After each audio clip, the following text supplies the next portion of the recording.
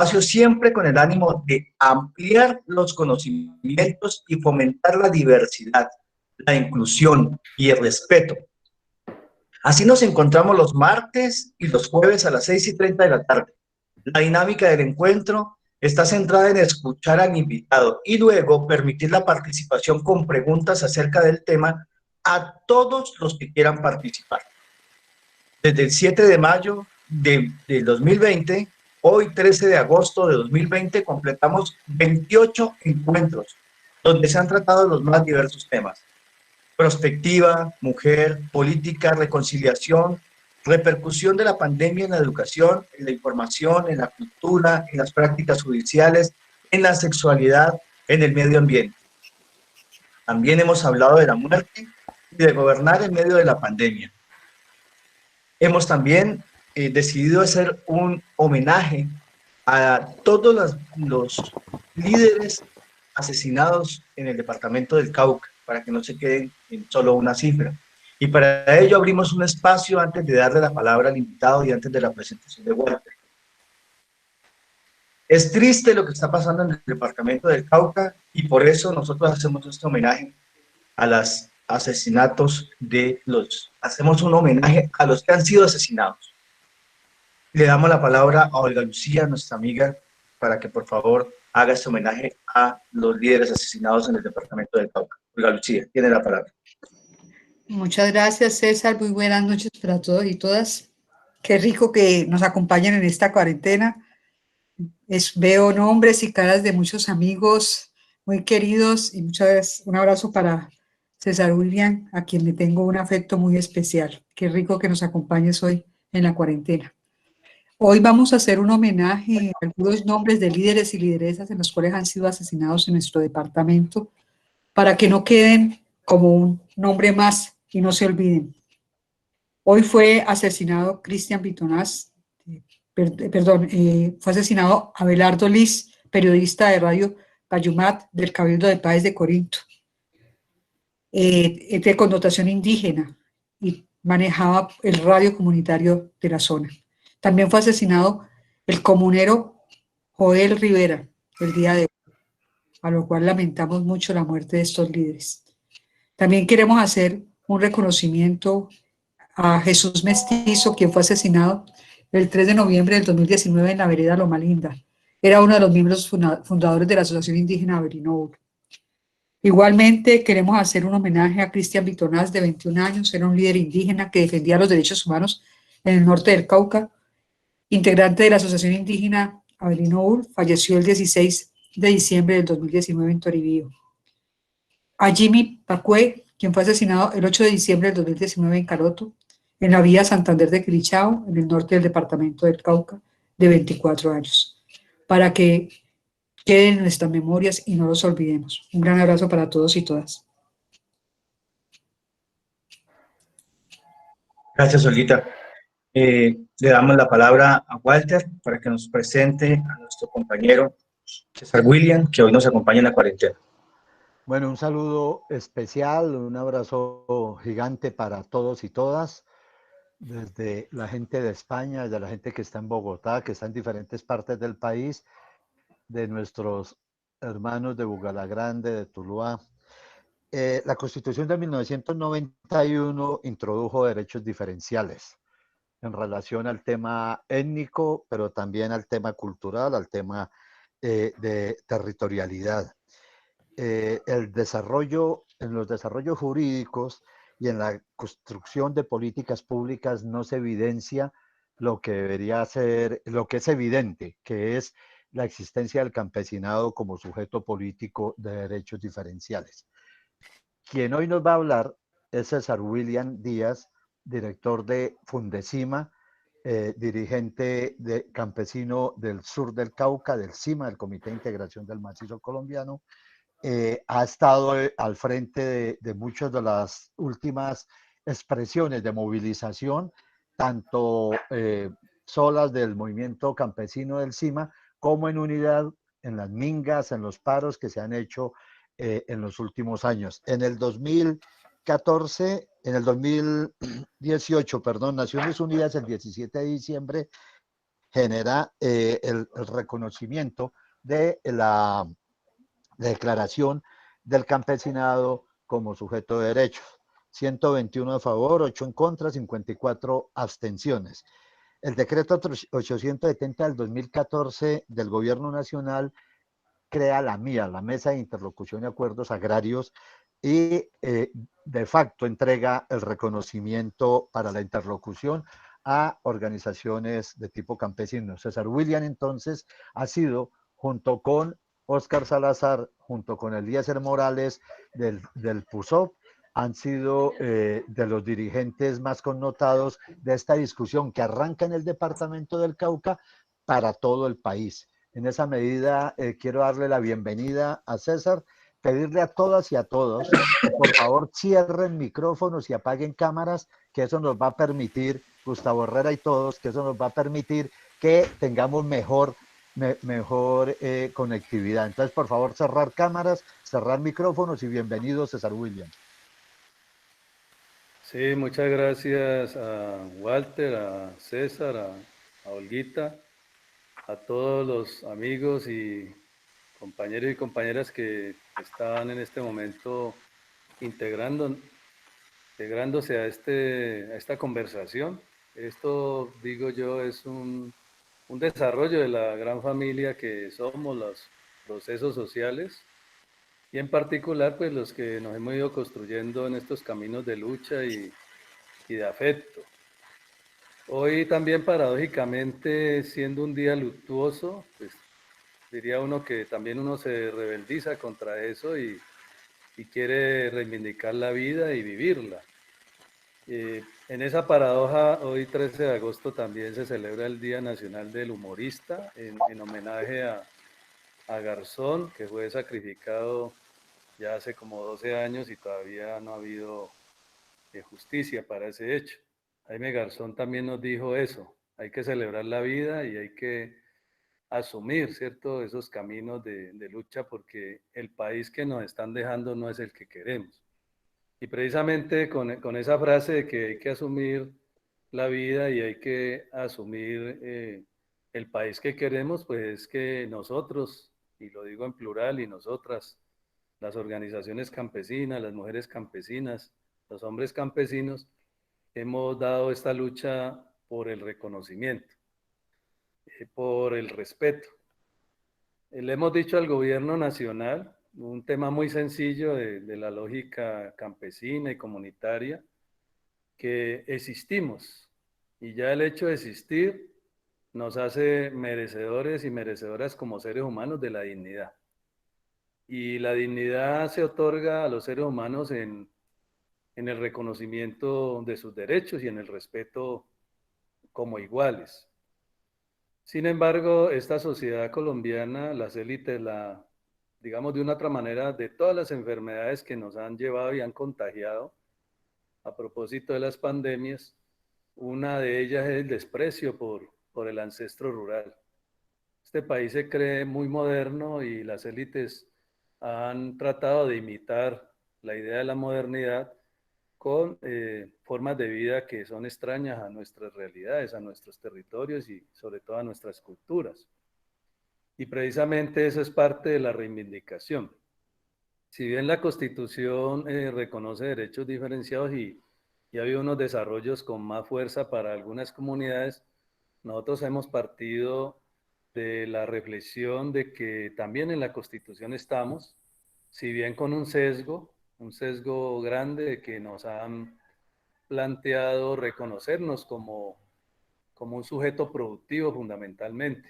Incluso eso nos ha llevado a discusiones fuertes en términos de la integralidad de lo que somos. Somos parte de la construcción de nación, somos parte de la colombianidad y también se lo decimos al gobierno, además de que los vemos vergonzantes de su ancestro rural. Hemos dicho, todos nosotros miremos la mecedora en nuestros apartamentos, en las ciudades, miremos la silla de descanso y ahí vamos a ver un abuelo, una abuela que han sido y son el reflejo de nuestro ancestro rural, pero también son reflejo del desarraigo. Y superar esa discriminación ha partido también de del autorreconocimiento.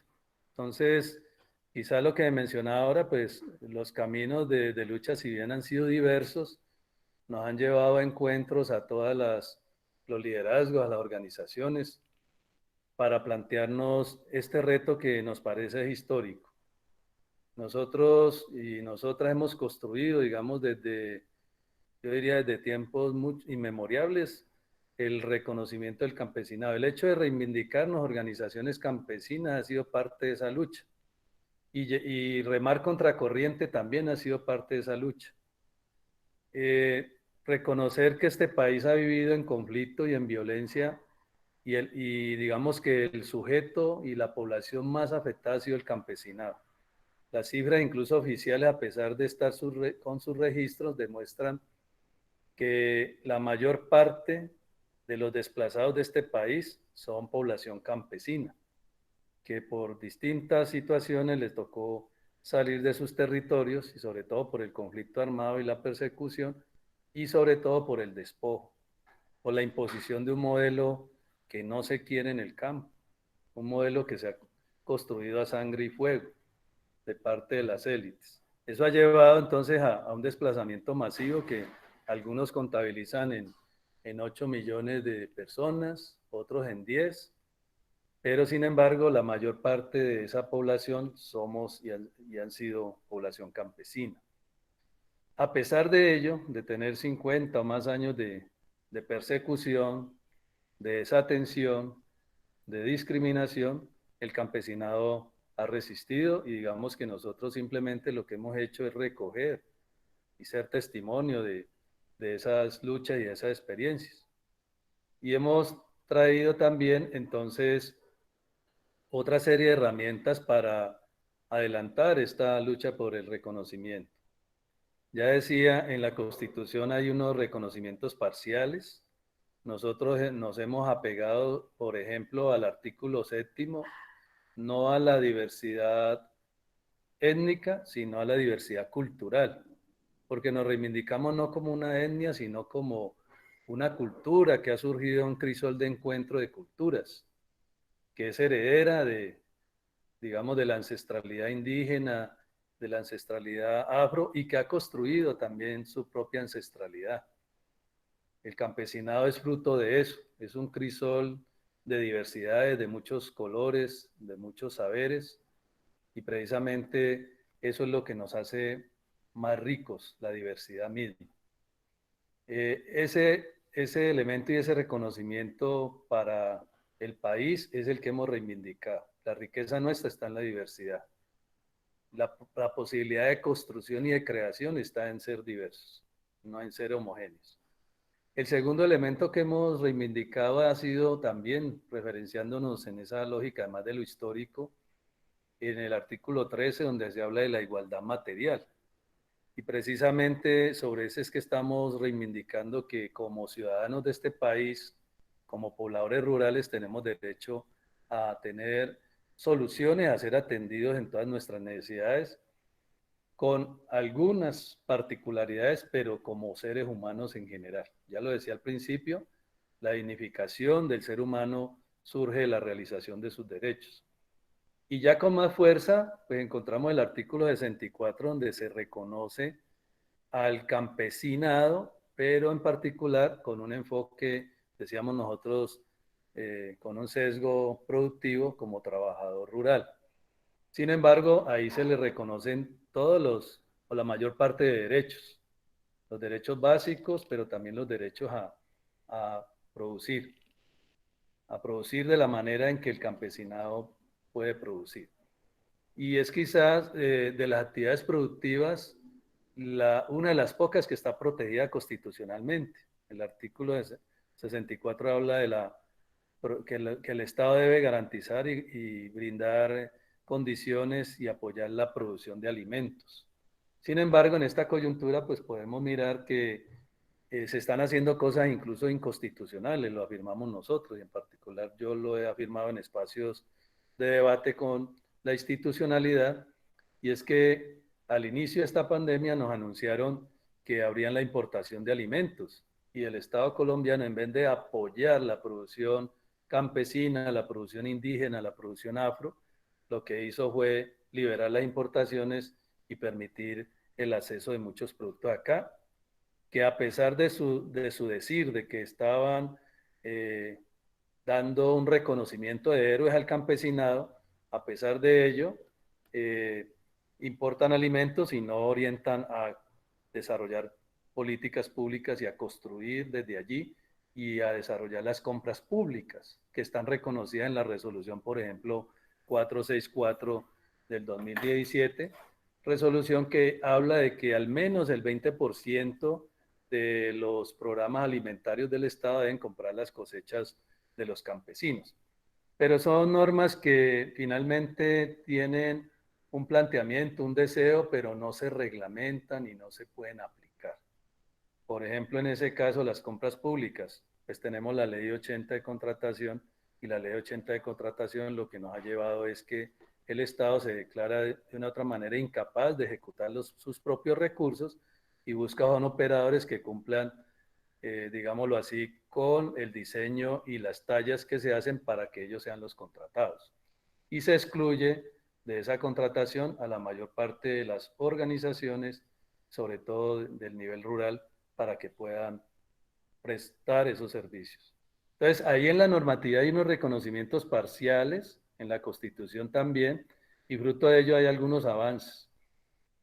Conocemos y tenemos otros reconocimientos, por ejemplo, en la ley 160 del 94, donde reconoce la territorialidad campesina y las formas de producción campesinas, se establece ese derecho, digamos, que tenemos el campesinado de incluso a una forma de propiedad que no está reconocida, si bien en la práctica existe, que son las formas asociativas de propiedad, otras formas colectivas que en este país no han sido reconocidas.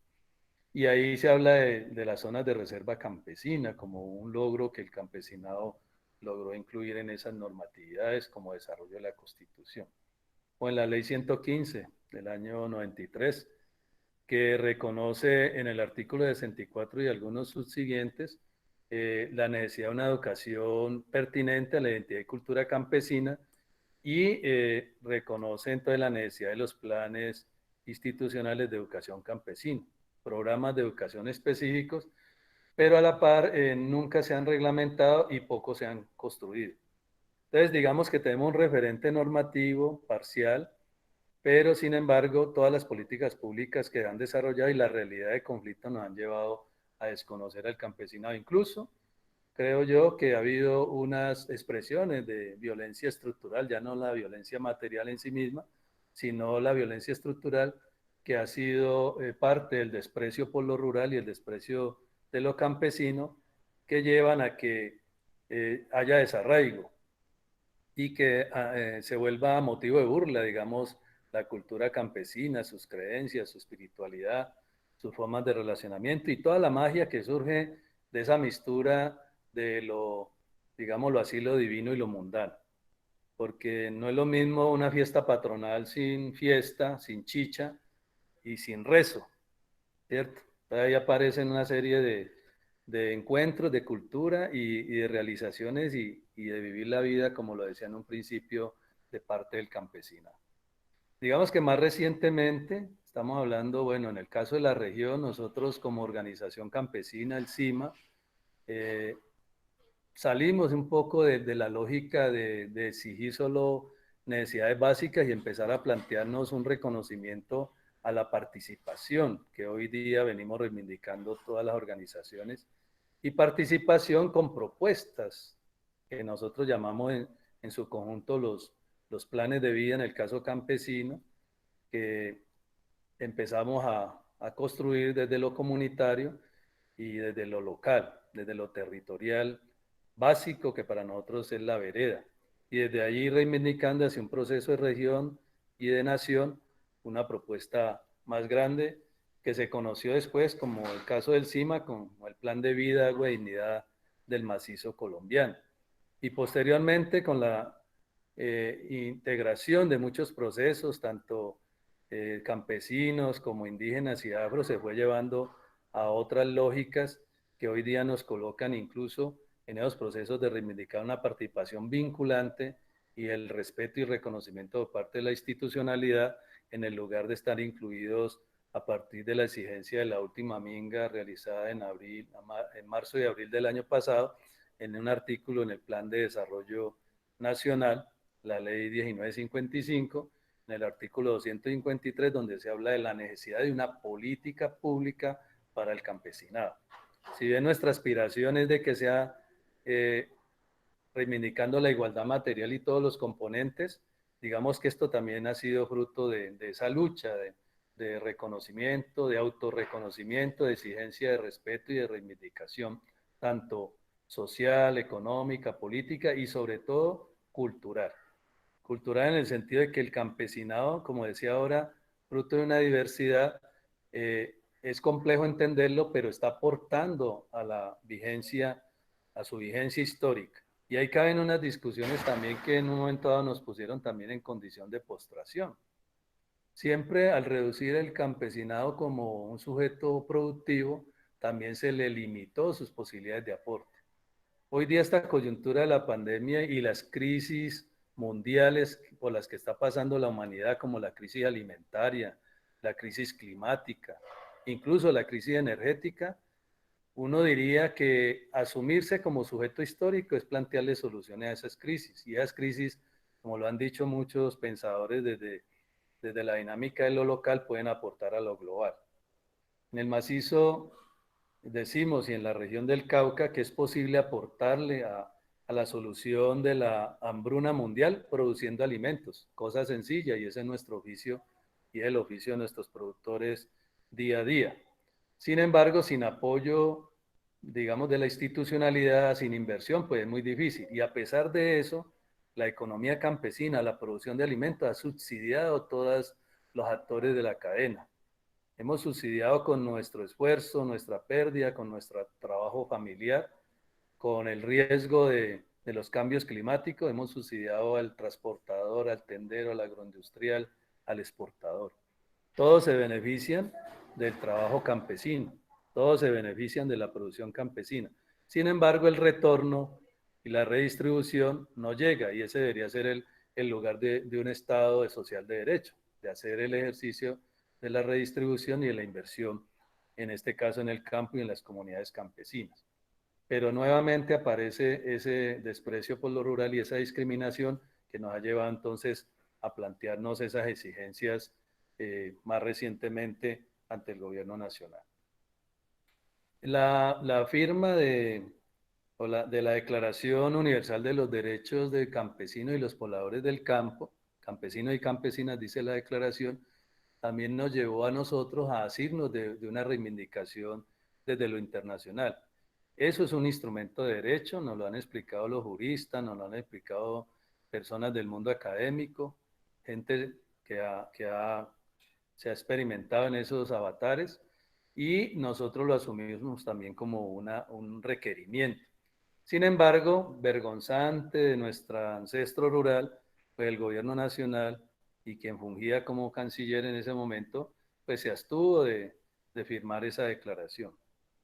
Hoy día nos dicen, y fue fruto un poco de la audiencia que se convocó con la Procuraduría General de la Nación, que es otro hecho histórico para el mundo rural y para el mundo político de este país, de que esa declaración el gobierno nacional, si había voluntad política, podía suscribirla, aunque por fuera del tiempo, pero sí la podía hacer. Y nos colocaban ejemplos de otras declaraciones globales que ha habido estados que no la han firmado y posteriormente las han asumido en el tiempo.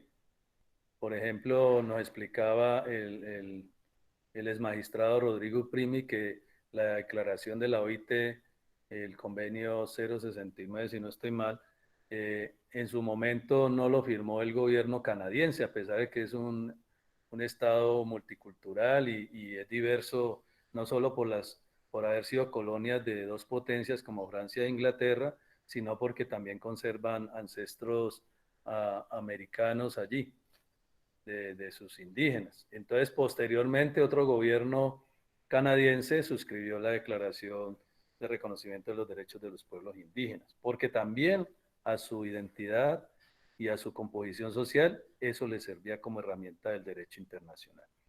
Entonces, nosotros retomamos esa declaración como una herramienta del derecho internacional que vamos a seguir exigiendo al gobierno nacional que la asuma, si hay voluntad política. ¿Qué nos ha dicho el gobierno en los distintos escenarios y este gobierno en particular el 13 de junio del año pasado, cuando retomamos la Mesa Campesina del Cauca con otros procesos, además del CIMA, los que estamos articulados en el Coordinador Nacional Agrario, quienes han estado desarrollando su proyecto desde la Federación Sindical Unitaria de Trabajadores del Agro, FENSUAGRO, o desde el Proceso Unidad Popular del Suroccidente, que nos integramos en la Mesa Campesina, pero también de los procesos que se integran en la Asociación Nacional de Usuarios Campesinos y en las distintas tendencias que ha habido en el movimiento campesino, en lo comunal, en los oficios, de acuerdo a sus actividades, sobre todo los pescadores artesanales que han integrado en este último año. Hemos planteado de que ese reconocimiento al campesinado y la complejidad de lo que somos es contando con nosotros.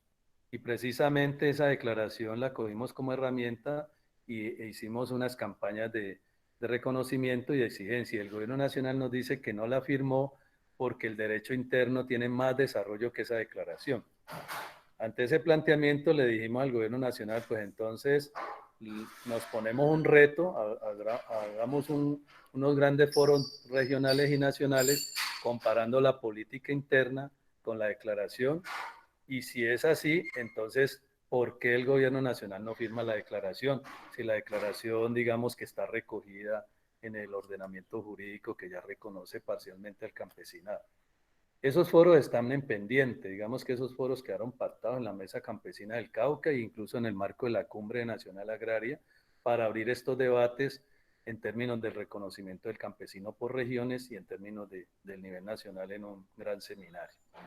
Todavía estamos pendientes a más de un año de ese compromiso de poder ordenar y realizar estas actividades, incluyendo el mundo académico.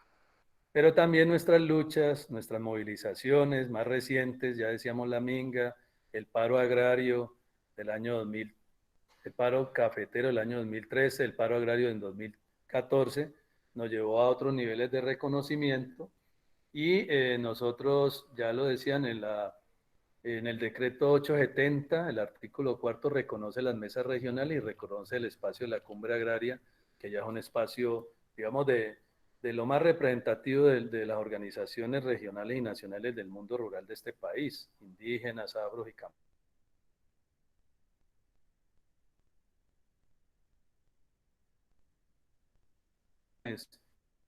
Como sindicatos de trabajadores. Ahí logramos un avance en el reconocimiento de estos escenarios y esa lucha por el reconocimiento y el respeto. Sin embargo, el gobierno nacional y los cambios de gobierno nos han llevado a que esos acuerdos se aplacen y ha llevado a que sucesivamente se desarrollen más movilizaciones requiriendo nuevos elementos por la realidad que nos agobia, pero también requiriendo el cumplimiento de los acuerdos anteriores. Decimos que la lógica que han asumido las élites en el gobierno es desconocer los acuerdos, dilatar su cumplimiento y perseguir a quienes lo reclaman de nuevo. Ahí ha habido una situación compleja en ese diálogo y en esa negociación que nos ha llevado incluso a situaciones más complicadas aún, porque es mantener unos escenarios de diálogo, de negociación con incumplimientos, unos escenarios de diálogo, negociación con aplazamientos. Entonces, eso también nos llevó a que debíamos explorar, si bien hemos tenido una posición de desconfianza con la institucionalidad, explorar la lógica de las herramientas legales. Entonces, siendo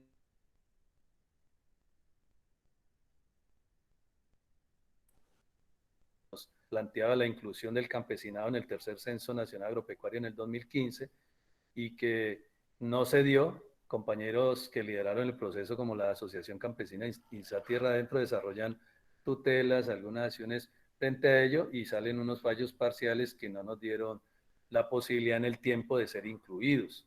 Sin embargo, quedaron temas de fondo que no recogió el gobierno nacional del momento. Eso llevó a una nueva acción jurídica frente al desconocimiento del gobierno en el Censo Nacional Agropecuario para la inclusión con el compromiso político del DANE y del gobierno nacional que nos iban a incluir. Como no nos habían incluido en el Censo Agropecuario, 2015 nos incluirían en el Censo Nacional de Población y Vivienda del 2017, que finalmente se realizó en el 2018. Allí nos dijeron que no era viable incluir el campesinado porque nosotros no había claridad para el Estado de nuestra existencia, porque no había un concepto claro que nos definiera y porque no había una forma clara de variables que nos pudieran medir. Entonces, con esos artilugios se fue el tiempo y no nos reconocieron nuestra inclusión. Nosotros dijimos, es suficiente existir para que nos reconozcan. Ahora, el Estado y su ordenamiento institucional no tiene cifras para reconocernos y para incluirnos en políticas públicas. Y ese es un vacío de una república como la colombiana que tiene más de 210 años que no sepa cómo vive su población y en particular una población tan importante como la campesina, que podemos decir que representamos más del 30%, como ahorita lo están afirmando, de la población, sin contar pueblerinos y sin contar desplazados. O sea, la gente que ha resistido y ha permanecido en los contornos rurales de este país, en las zonas dispersas rurales, según las cifras que inicialmente dio en algún momento en el 2015 la Misión para el Desarrollo del Campo y que le había dado en el 2011 Razones para la Esperanza que hizo el PNUD, ya decían que éramos el 32% de la población, ya había un estimativo importante. Es más, nosotros discutimos al Estado y a la institucionalidad y sobre todo al DANE, que si a nosotros nos han bautizado con un remoquete como resto rural o mestizos, pues a partir de ese dato podían haber construido muchas estadísticas de esa población, pero no hubo interés, porque nos trataron despectivamente. El nombre de resto rural era para excluirnos. Sin embargo, estas luchas de inclusión en los censos nos llevó a una nueva acción jurídica, en este caso una acción de tutela, que se desarrolla ya con algo más de tiempo. Sin embargo, el gobierno nacional alega de que no era posible incluirnos porque había ya todo un diseño y una arquitectura del censo nacional que sería muy costoso hacer un cambio técnico para incluir una pregunta. Y ahí nuevamente nos excluyen de esa posibilidad. Entonces eso nos lleva a una tutela posterior. Finalmente la Corte Suprema de Justicia falla con el número STP 2028 y que incluye 3 componentes importantes en ese fallo. El primero, ante el alegato del gobierno nacional que no sabía que éramos los campesinos, era entonces defínase los campesinos, ¿qué son la población campesina de este país? Si todo el mundo dice, ahí está el campesino produce, nos declaran héroes en esta pandemia porque 3 veces al día mínimo tienen que acordarse de la producción rural, pues no sabían que era lo campesino. Entonces, ese fallo de tutela fue de febrero del 2018 en segunda instancia. Entonces ahí surge un compromiso con las instituciones del Estado que estábamos nosotros demandando como organizaciones campesinas del Cauca y la articulación que logramos con las organizaciones nacionales, que logramos firmar esa tutela con el respaldo de Justicia, del Instituto de Estudios Interculturales de la Universidad Javeriana y otros centros de pensamiento que nos han apoyado, y el apoderamiento que nos dio el doctor Rodrigo Primi, magistrado de la Nación, que ha sido, digamos, un trabajador por el reconocimiento de derechos diferenciales de muchas poblaciones, entre ellas el movimiento indígena, las comunidades LGBTI, las comunidades de discapacitados que también son excluidos de una u otra manera de los servicios del Estado y del ejercicio de sus derechos. Entonces ahí tuvimos un respaldo y esa tutela tiene ese final que hoy estamos en un proceso de seguimiento. Entonces no sabían qué era lo campesino, entonces la tarea era describa, caracterice lo campesino. Surge una comisión de expertos, de 8 expertos y expertas, sabedores del tema campesino y sabedores, perdón, y sabedores del proceso de poblamiento. Entonces, esos expertos y expertas nos colaboran en esa mesa de concertación en la construcción de un concepto de qué es lo campesino. Nosotros decimos, es un momento, es una foto de qué es lo campesino y sale un concepto que nos describe al campesinado como un sujeto intercultural. O sea, lo que decíamos al principio, fruto de la diversidad, del encuentro de muchas culturas, pero al mismo tiempo de la construcción propia alrededor del trabajo de la tierra, alrededor de la producción de alimentos, pero no solamente eso, de la adaptación a los ecosistemas en los que vivimos y la posibilidad de ser cuidadores de la naturaleza. Pero además del concepto en sí mismo, lo que hace esta comisión de expertos con el concurso de las organizaciones sociales, en este caso del Cauca y a nivel nacional las que nos articulamos, eh, fue determinar 4 dimensiones que caracterizaban al campesinado. Y esas 4 dimensiones en síntesis son la dimensión sociopolítica, la dimensión sociocultural, la dimensión ambiental y la dimensión productiva. No solamente lo productivo caracteriza a lo campesino. Hay otras lógicas y las formas de vivir, de relacionarse con la naturaleza, pero también de relacionarse con otros procesos. Ahora, este tema es complejo, no todos los campesinos somos iguales, somos una diversidad. Este país de regiones ha hecho que campesinos, de acuerdo a los ecosistemas, tengamos ciertas particularidades.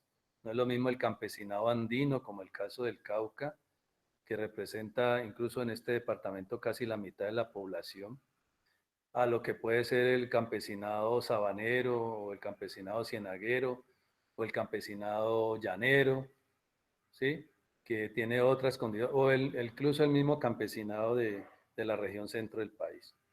Sin embargo, el campesinado tiene unos rasgos propios que nos determinan como cultura, como grupo cultural diferencial. Entonces se llegó a un concepto que fue consenso, que fue una construcción con actores sugeridos por las organizaciones, pero también por el gobierno nacional y las instituciones que participaban ahí. Y ese debate, digamos, a construcción lo lideró el Instituto Colombiano de Antropología e Historia, que, digamos, es la autoridad de parte de la institucionalidad para determinar las características de una población, como lo ha hecho con pueblos indígenas, con pueblos afros, palenqueros, con pueblos rom. Entonces también esa construcción, pues, digamos, le corresponde a esta entidad. Y ese concepto, decimos nosotros, es un concepto vinculante, o sea, surge de una concertación y una negociación, pero surge también de un fallo de las altas cortes, en este caso la Corte Suprema de Justicia, y de una negociación y una concertación tanto desde el punto de vista político, jurídico, como técnico y académico de las organizaciones campesinas con el gobierno nacional. Entonces el concepto ya está ahí, el concepto ya lo hizo oficial el año pasado, en 2019, en julio, el Instituto Colombiano de Antropología e Historia, y ha sido ya publicado. Con ese concepto pasamos al segundo componente que se planteó la Corte Suprema de Justicia en su fallo, que era, bueno, ahora sí, para poder no solo conceptualizar, tiene que caracterizar cómo es que vive la población campesina, y como no nos incluyeron en el censo, tiene que haber una inclusión en las estadísticas de este país. Cuando no hubo voluntad política del DANE en los periodos anteriores, en este periodo la dirección del DANE planteó desde el punto de vista técnico y conceptual que se podía aterrizar el concepto a unos elementos y unas variables medibles. Y entramos en un ejercicio de cerca de 6 meses de aterrizar el concepto e incluirnos en unos instrumentos estadísticos como las encuestas nacionales. Hoy día ya el DANE ha presentado resultados de 3 encuestas nacionales, de 6 que se ha comprometido a aplicar, con una pregunta sencilla, y es la del autorreconocimiento del campesinado, cruzando esas preguntas con variables objetivas que permitan depurar la información que se obtiene en las encuestas. Pero el referente es cómo se siente bien una persona, no si sus rasgos físicos o sus apellidos lo asimilan a X o Y grupo poblacional, sino es si su autorreconocimiento le permite asumirse población, y en este caso campesino, y la pregunta fue sencilla: ¿cómo se autorreconoce usted? ¿Usted es campesino o campesina? Y si lo soy, pues a riesgo del desarraigo, a riesgo de la violencia, esa pregunta jugó. Pero también se combinó con otras dos preguntas, reconociendo de que mucha gente por distintas razones ha migrado, ha salido de las zonas rurales o a los pueblos o a las ciudades intermedias o a las capitales, pues también una pregunta de si alguna vez había sido o tenía un origen campesino. Y eso para este país sería obvio, pero como hay un desconocimiento y una discriminación, pues el hecho de uno tener papá campesino o abuelo campesino ya de hecho le daría un arraigo y una raíz campesina. Sin embargo, pues como no sucede en todas las poblaciones, esta pregunta fue un mecanismo, digamos, de cruzar y hacer objetiva la pregunta de autoafirmación. Y el tercer elemento es si hemos vivido en una comunidad campesina o si vivimos en una comunidad campesina. Recuerden que hay tendencias hoy día, aquí Popayán no escapa a ello, hay unos procesos de ruralización o de urbanización del campo, habría que mirarlo desde qué lugar se plantee uno. Hay muchas personas retornando a través de parcelaciones a habitar el campo, hay muchos jóvenes reconstruyendo su vida y su proyecto de vida con la producción agrícola. Entonces hay unos retornos, algunos hablan de neocampesinismo, de nueva ruralidad en el sentido amplio de la palabra, que también nos hace más complejo entender esto, pero la pregunta iba en esa dirección. No, pueda que no sea campesino, pero vivo en un medio campesino, o pueda que ya esté en la ciudad, pero aspiro o esté construyendo un proceso de ruralización. Entonces esas tres preguntas cruzadas le han dado al DANE mucha tela para cortar y los análisis ya nos han llevado a una estadística oficial que reconoce que el 28.3% de la población de este país es campesina o se autorreconoce campesina.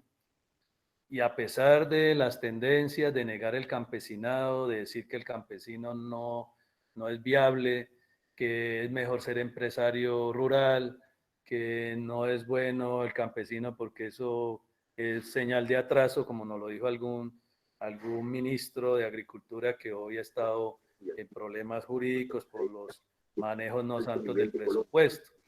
Entonces esa situación llevó a que pues mucha gente se negara a ser campesina, ¿no? Sin embargo, a pesar de los pesares, con la violencia institucional, la violencia estructural, la violencia física, pues todavía casi un tercio de la población de este país se reconoce campesina.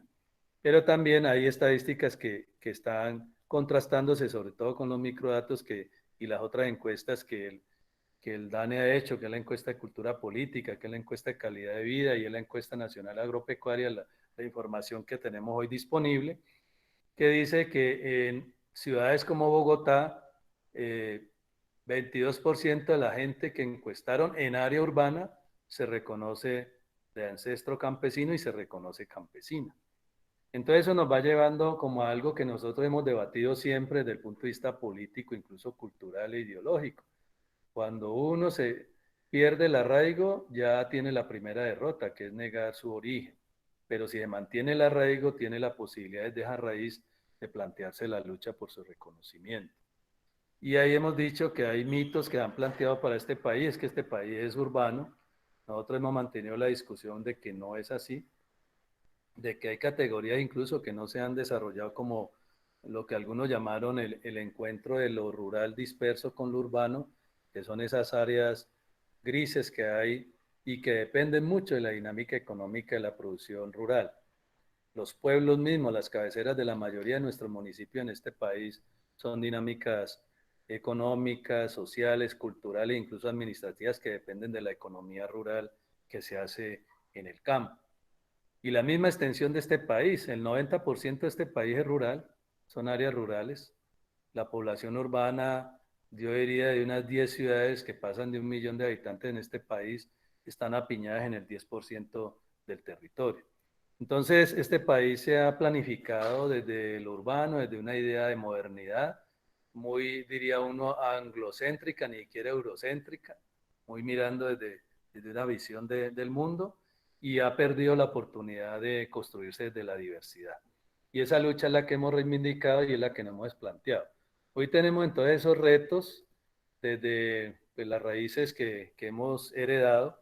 Algunos de nosotros hemos tenido, con todo y el desplazamiento forzado que vivieron nuestros padres y nosotros mismos, hemos tenido la oportunidad de acceder a la educación superior, que es expulsora. Ninguna universidad o muy pocas universidades están en el campo. Si acaso hay sedes en ciudades intermedias. Para estudiar hay que estudiar carreras que lo sacan a uno de la lógica rural. Al niño y a la niña en la escuela ya no lo ponen a comillas a trabajar, porque el docente no puede obligar al trabajo infantil. Esa es una discusión que tenemos con el bienestar familiar. ¿Cómo hacer para heredar lo que nos enseñaban nuestros abuelos y nuestros padres con la labor agrícola si no se hace una huerta en el colegio? Si no se asume la producción de abonos, si no se asume el cuidado de especies menores. Esa es la esencia de nosotros como campesinos y campesinas. Y tenemos debates con políticas, por ejemplo, como la de vivienda, a propósito de la encuesta de calidad de vida. La visión de vivienda que hay es una visión de vivienda urbana para hacinar una familia. Nosotros dijimos hace mucho tiempo, cuando criticábamos el ICT, nosotros decíamos el Instituto Constructor de Tugurios, cuando empezaron las lógicas de construcción de apartamentos, de grandes torres de apartamentos en las ciudades, de que esos no eran espacios para la vida, eran espacios para encajonar la gente, encajonar las conciencias.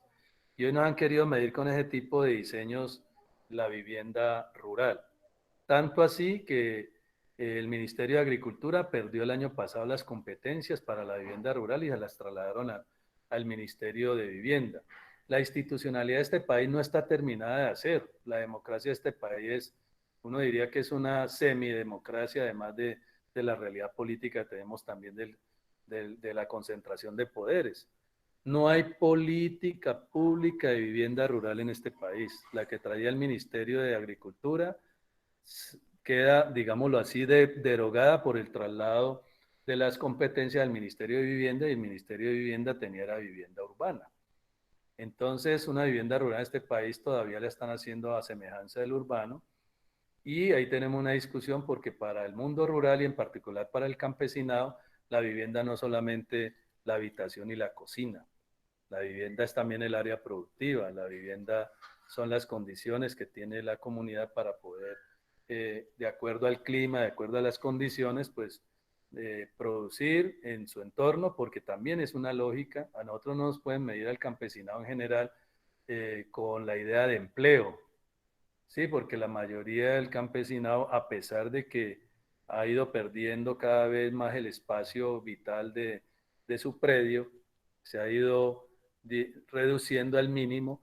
A pesar de eso, todavía tiene un espacio para producir sus alimentos, todavía tiene un espacio para producir algo excedente y llevar al mercado del pueblo, de la ciudad. Y eso le hace libre. El no tener patrono le hace libre, y eso es una condición que las élites de este país no quieren. No quieren campesinos libres, no quieren gente que piense, gente que sea autónoma. Y entonces esa lógica se ha tratado de avasallar y de volverla subalterna de las lógicas de mercado. Entonces, claro, arruinar al campesino, minimizarlo, perseguirlo, despojarlo, lo lleva a que solamente tenga su mano de obra y haya un proceso de pauperización, pero también, como algo otros decían, de proletarización, que solo tenga su mano de obra para vender, como ha sucedido en muchas regiones del campo también con los trabajadores agrícolas. Pero recuerden que hay una reivindicación del acceso a la tierra, que es una reivindicación que surge precisamente cuando se trabajaba para otros en las haciendas o cuando se tenía solo la mano de obra, que sigue siendo vigente. El campesinado, para realizarse, requiere el acceso a la tierra, requiere seguir produciendo alimento y desarrollar su cultura, desarrollar también lo que ha podido adaptar de los ecosistemas que lo entornan, y poder cuidar la naturaleza. Y ya lo decían antes, las 4 crisis más importantes del mundo, el campesinado le aporta a solucionarlas. Podemos ayudar a solucionar la crisis alimentaria. A pesar de la importación de alimentos y que con la pandemia se fortaleció esa situación, a pesar de ello y que se importan, y esas son cifras que le recuerdo y le reconozco al compañero Julio Fernández, más de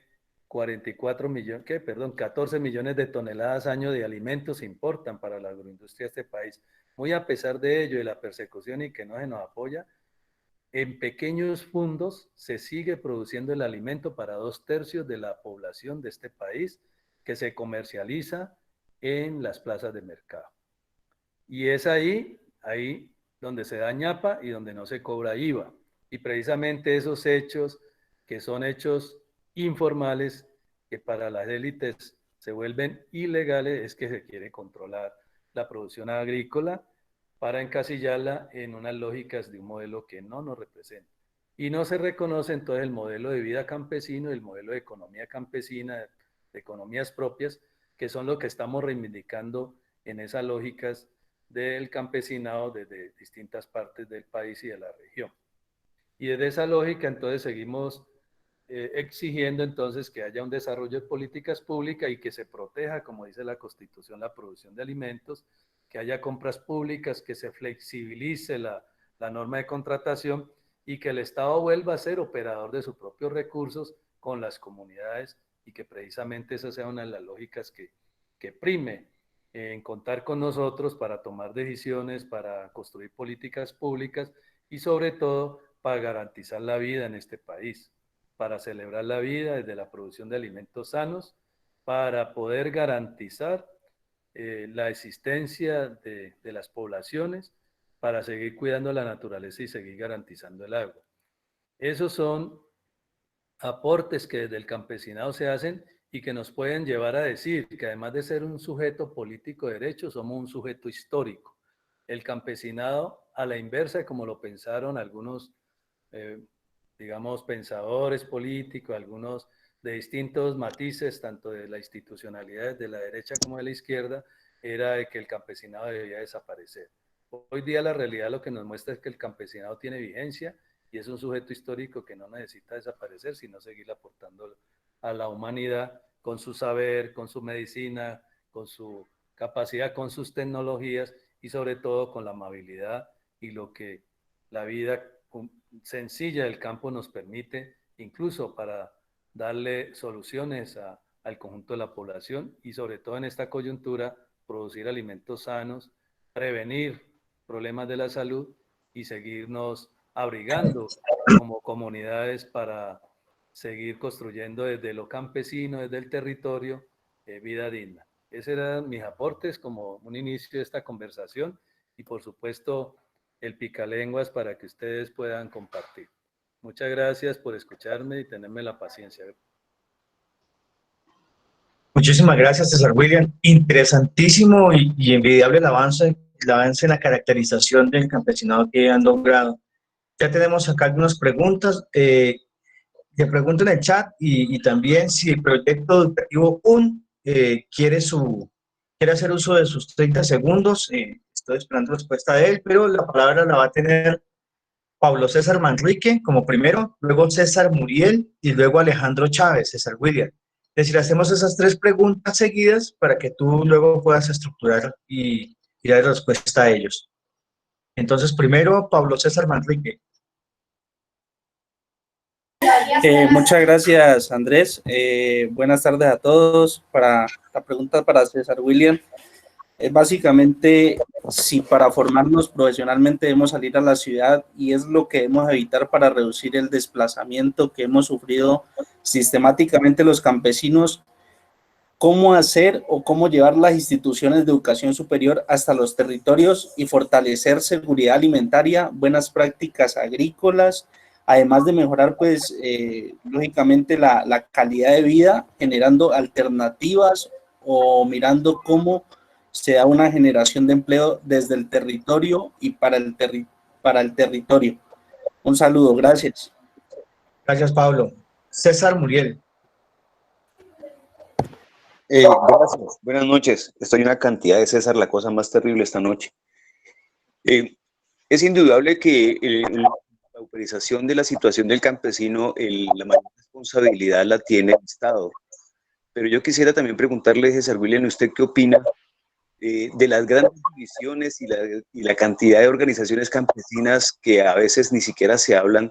Eso en cuanto a en que el campesino a veces no haya logrado sus reivindicaciones.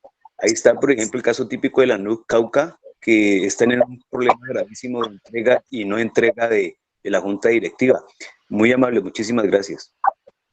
Gracias, César Muriel. La palabra la tiene Alejandro Chávez. Y con este terminamos, César. Buenas William, noches. esta ronda. Gracias. Buenas noches, César William. Gracias por la exposición. Quiero preguntar su opinión o su reflexión sobre una afirmación o una expresión de Petro en campaña. Y la oriento desde este sentido. Se ha hablado del patrimonio de los saberes campesinos, de las costumbres, lo que lleva precisamente a hacer apropiación de todo esto y sentirse campesino para tener sentido de pertenencia y lograr lo máximo que es autonomía. Ese paso del sentido de pertenencia de las costumbres campesinas para tener campesinos autónomos, ese campesino integral, no lo está dificultando la capacidad de productividad por no contar con las tecnologías, con asistencia técnica. Entonces la pregunta va en este sentido. Petro afirmaba que para pasar de un campesinado a un granjero. ¿Qué opinión te merece esa expresión de Petro? Muchas gracias. Bueno, gracias por las preguntas. Eso me da como inspiración y aspiración, pues, en unos casos decir que yo no tengo todas las respuestas, digamos que es parte de esa construcción. En otros casos, bueno, ya le dijo un compañero, hay muchos Césares, con 3 podíamos organizar un imperio como lo hicieron los romanos. Ojalá pudiéramos tener la capacidad para poder gobernar y tener lo que la pregunta nos están dando, tener la autonomía para tomar decisiones. Bueno, cuando nos plantean la idea de granjero, nos parece que eso es ajeno a nosotros. O sea, la lógica campesina, y quizá uno lo ha heredado de sus ancestros, sus abuelos, sus padres, sus abuelas, ha sido el del vecindario. Yo diría que es más una lógica más sencilla. O sea, hemos tenido unas lógicas más asociativas, nos hemos construido más en comunidad. Por supuesto que ha habido una serie de modelos económicos que se han impuesto. Este país, por decir algo, a principios del siglo pasado, como desarrollo económico lo hizo alrededor del café, o sea, muy presionados por una lógica internacional. Y se desarrolló de la mano del mundo cafetero, pero igual fue expropiado. El mundo cafetero y las regiones cafeteras de este país fueron las que sufrieron más la violencia, y ahí está el norte del Cauca, el norte del Valle, el sur del Valle, el Tolima, el eje cafetero mismo y Cundinamarca y los Santanderes. Digamos que la región andina fue la que soportó ese proceso de inclusión violento a la modernidad del capitalismo. Sin embargo, ha habido resistencia. Entonces, ¿qué significa eso? ¿Qué hay en el fondo ahí? Hay otra forma de vida. Nosotros hemos dicho, en un modelo independientemente cuál sea hegemónico, siempre subyacen otras formas de resistencia que en sí mismos son el embrión de lo que debería ser su evolución. Porque el modelo que nos impuso fue de muerte y fue un modelo expropiador, ¿cierto? Un modelo que le quitó las posibilidades de trabajar y de vivir a una población muy grande en este país en menos de 60 años. Entonces, ser granjero, si la emulación y la referencia es al farmer estadounidense o al propiamente granjero europeo, no es lo nuestro. Es posible que en eso no seamos nos encontremos tan fácil, pero no significa entonces que estemos haciéndole culto a la falta de tecnologías. Es más, con la pregunta de qué pasa con las universidades, nosotros hemos estado en esa discusión precisamente no solo con el gobierno nacional, con las universidades y aquí en la región. Las distintas organizaciones hemos desarrollado propuestas educativas, propuestas de desarrollo, porque también como organizaciones y como proyecto de Estado nos toca construirnos desde allí soluciones. Si el Estado no nos atiende, pues nos toca a nosotros autogestionarnos y construir autonomía. Y es lo que hemos hecho a través de nuestras escuelas de liderazgo, nuestras escuelas de agroecología incluso organizaciones que han ganado y han tenido la capacidad de construir institutos de educación agroecológica que ofrecen eso para el conjunto de las poblaciones campesinas. Y hemos logrado interlocución y negociaciones con la institucionalidad, incluso en los programas de descentralización. Por ejemplo, en el caso de la Universidad del Cauca, nosotros hemos planteado unos programas que la misma universidad logró construir con nuestro apoyo y registrar incluso. Sin embargo, el gobierno nacional nos quedó mal en el financiamiento. Entonces, ahí es donde está el tema de cómo hacer que la universidad pública, en este caso, se desarrolle en las zonas rurales. O sea, los programas de regionalización son una parte, pero son insuficientes, porque la oferta educativa que hay en esos programas sigue siendo expulsora y sigue siendo una oferta educativa que se irradia un poco para las necesidades de la idea de mercado que hay, pero no para potenciar la economía regional, la economía campesina en este caso.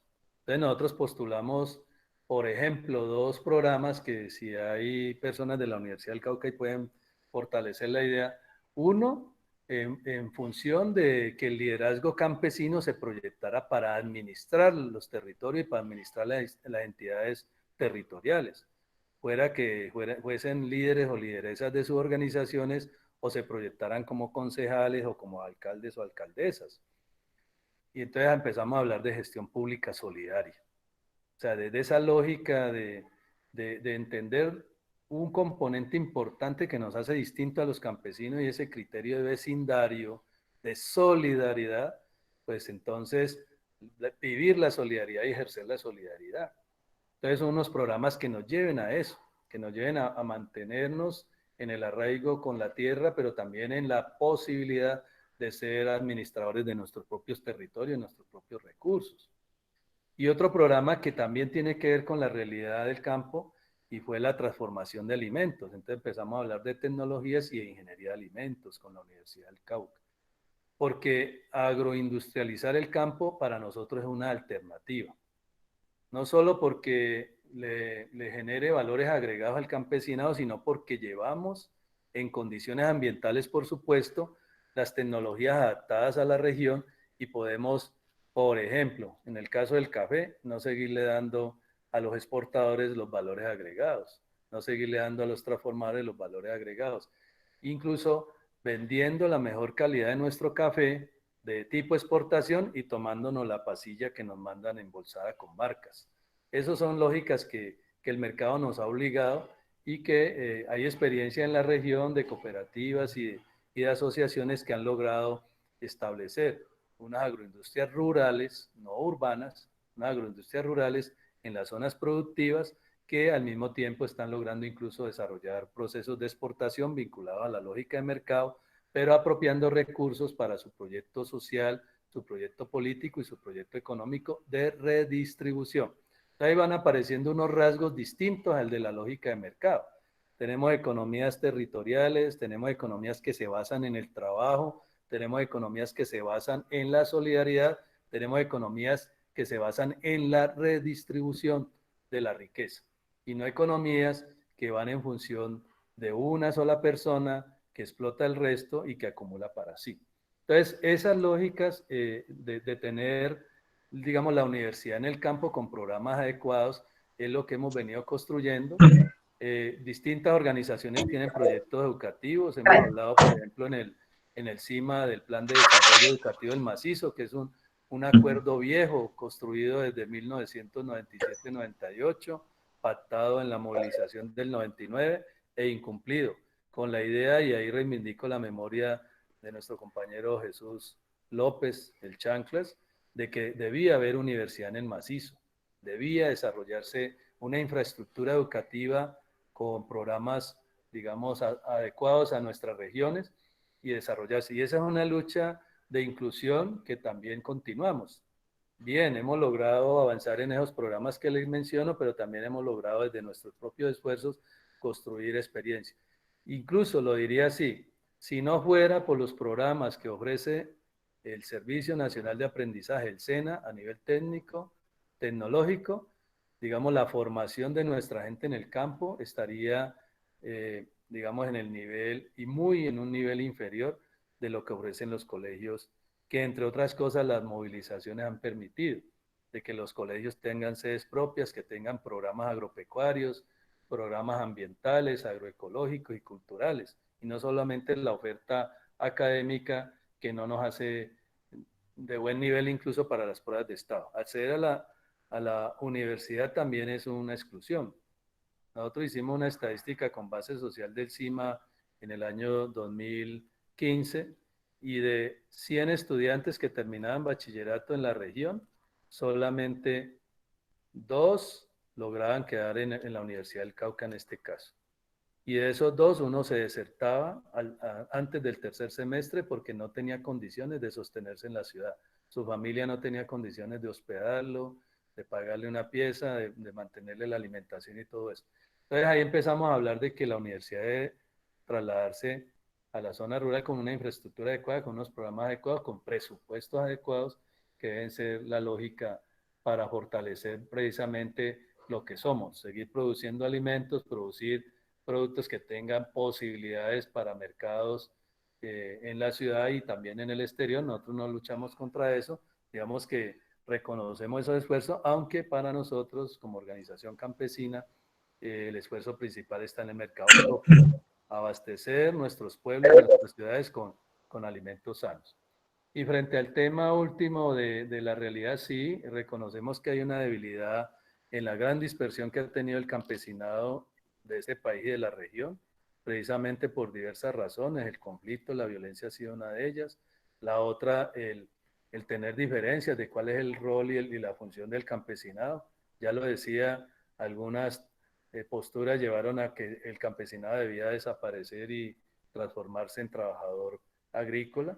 Otros decimos que eso es el trabajador agrícola es parte del campesinado, como lo es el pequeño y el mediano productor, o como lo puede ser el pescador artesanal, el artesano u otros oficios que pueda haber en el campo. Esa dispersión también ha llevado a diferencia y infortunadamente también a no tener la capacidad de tratar nuestras diferencias. Eso, incluso el CIMA es fruto también de eso. El CIMA surgió ante la crisis de las organizaciones campesinas en los años 80. Pero también nos ha llevado de cara a los retos a superar también esas diversidades o esas diferencias que se han llevado, y creo que un buen síntoma es el proceso que hemos llevado de construir desde la movilización, construir desde la unidad, la Mesa Campesina del Cauca, el espacio campesino del Cauca que nos ha llevado a la interlocución con el plan de desarrollo, que nos ha llevado a tener el liderazgo de la tutela y el seguimiento a la tutela y tener el liderazgo ante el gobierno nacional con la minga social, incluyéndonos con campesinos, indígenas y afros, a una exigencia más amplia frente al gobierno nacional de tener una política pública de reconocimiento. Entonces también hay ejemplos de retos, de esos retos grandes que nos llevan entonces a deponer, digamos, las mezquindades de los pequeños liderazgos y los micropoderes y poder darle una respuesta más que a nosotros mismos, a nuestra organización, a las comunidades rurales y en particular al campesinado. Entonces creo que los retos son más grandes que esa dispersión y esas crisis que hay allí, y uno lo único que hace es lamentar que una organización se fraccione porque nos debilita. Y hemos tratado de promover, por supuesto, la unidad, y en eso creo que el Comité de Integración del Macizo ha tenido un aporte importante en ser una organización que trata de construir con otros y trata de ser incluso mediador de los conflictos que nos aquejen a las comunidades campesinas y a las comunidades rurales. Entonces hemos estado ahí en ese esfuerzo, no sin decir que los retos son más grandes a veces que nuestras capacidades y que precisamente eso nos exige mayor sabiduría y mayor capacidad. Esos serían mis aportes para seguir conversando. Gracias, César. Gracias, Sir William. César William, hay 2 personas que han escrito en el chat y están relacionadas. Voy a leer las preguntas. Dice de Marco Mayor y Ernesto Moreno. Marco Mayor dice, ¿cómo influyen los cultivos de uso ilícito en la cultura? Es importante conocer las reflexiones sobre el impacto de las economías ilícitas en la cultura campesina, cultivos de uso ilícito, por ejemplo. Esas 2, pues, son muy parecidas. Y le damos la palabra a Larry Daza y a Carlos Alberto Orozco Sandoval. Así que primero la palabra la tiene Larry Daza. Buenas noches, hermanos. Gracias por la aclaración y la exposición que acaban de hacer sobre la importancia de nuestros campesinos. Hombre, si tuviéramos la oportunidad de una charla con amigos y le preguntase uno a varios de ellos que qué es un campesino, seguramente la gente lo asocia como un labrador que cultiva, que recoge las cosechas, que cría, alimenta a sus ganados, sus gallinas y sobre todo que utiliza la mano de obra familiar, ¿cierto? Eh, pero también de una forma clara, cómo distinguir ese campesino del empresario agrícola, de ese granjero, de ese indígena que vive también del campo y que recoge las cosechas, que cuida el ganado y que casi que hace lo mismo. Ahí hay pues entiendo que ustedes hacen ya todo un ejercicio de eso, pero me gustaría escucharte de manera sencilla, pues, y si el elemento diferenciador necesariamente es el cultural. Gracias, hermano. Un abrazo. muy amable, Larry. La palabra Carlos Alberto Orozco Sandoval.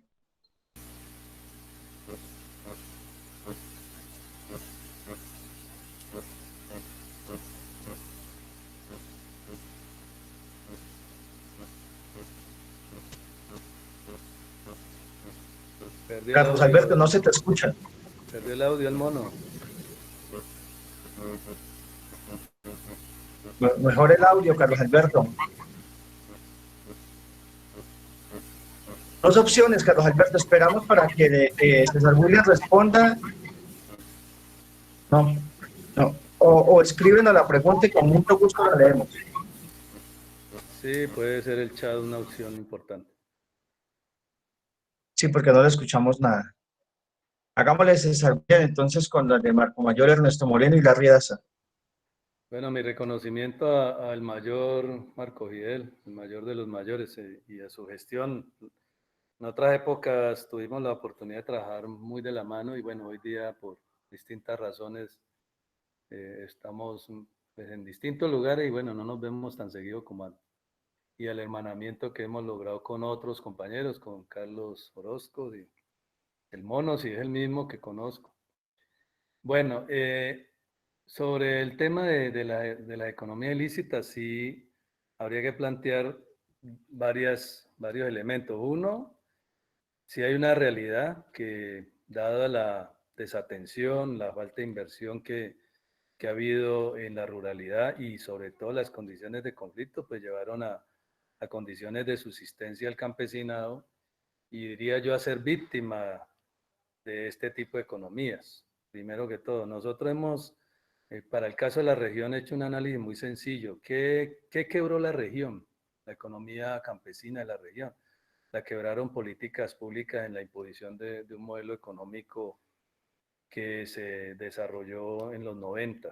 A la par de la constitución política de Colombia, recuerden que hubo un presidente que hoy es expresidente muy escuchado, pero cambia mucho de opinión, el doctor Gaviria, y él heredó, pues, infortunadamente, todo el caudal político con el asesinato de Galán.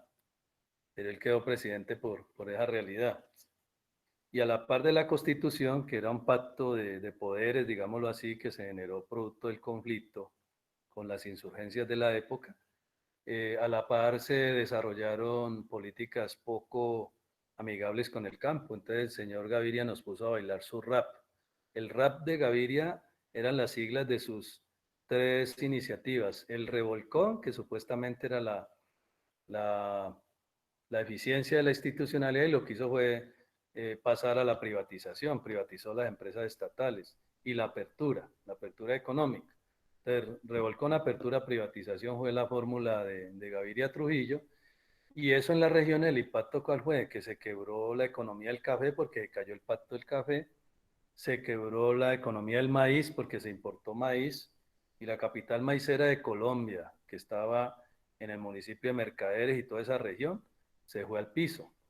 ¿Qué hizo la gente? Pues pegarse de otro producto que estaba en boga en esa época, incluso ir a aprender de su cultivo con el boom de los cultivos en el piedemonte amazónico, en el Caquetá, el Putumayo, el Meta, y allá mucha gente, de la gente corrida por la crisis del café y del maíz, aprendieron a cultivar la hoja de coca. La hoja de coca llegó a la región, estuvo en la región como una planta medicinal, como una planta cultural, pero vivió su boom con esa crisis de la economía que arrojó a las manos de esa nueva economía rentable y boyante a mucha población campesina. Eso fruto de una política descomedida, diría uno, con el campo y fruto digamos, de la avaricia de los gobernantes. Esa es una primera cosa. La segunda es que no se respetó, digamos, el ancestro cultural que tenemos como campesinos con la referencia con las plantas. En particular, nosotros hemos reivindicado la experiencia de la cuenca del río San Jorge, donde una experiencia de mostrar como campesino ha sido la de Lerma, como territorio de convivencia y paz, que fruto del desarraigo que genera la riqueza promovida por el narcotráfico a través de la promoción del cultivo de la coca y la transformación para sustancias psicoactivas, llevó también a un boom económico en la región que tuvo unos efectos muy desastrosos en la identidad campesina, en la convivencia, la descomposición en el mismo campo de nuestra gente. Y ahí los lermeños han sido ejemplo y nos han explicado un poco cómo analizaron esa historia y cómo también las mujeres lermeñas y parte de la institucionalidad de la zona, el puesto de salud, el colegio, las escuelas, la parroquia misma, contribuyó para que se superara ese impacto de lo que había sido la violencia que generó una economía boyante como la economía de la coca en un país, digamos, o lo podemos decir claramente, de doble moral, donde la economía de este país depende en buena parte de los negocios ilegales, pero sin embargo se le pone buena cara y se lleva a los negocios legales. Este es un país de lavanderías. Ahí se legaliza la economía de lo que se dice que es ilegal y aparentemente se persigue, pero no se persigue. Se persigue los eslabones débiles de la cadena y ahí aparece entonces una lógica permisiva, habría que decirlo, con algunos sectores que lideran esa economía o que la administran con respecto a otros actores y sectores que la viven y la padecen. Entonces, el Lerma es un ejemplo de ese acuerdo y la gente sale un tanto de esa historia, pero reivindican su ancestro cultural y la relación con la hoja de coca.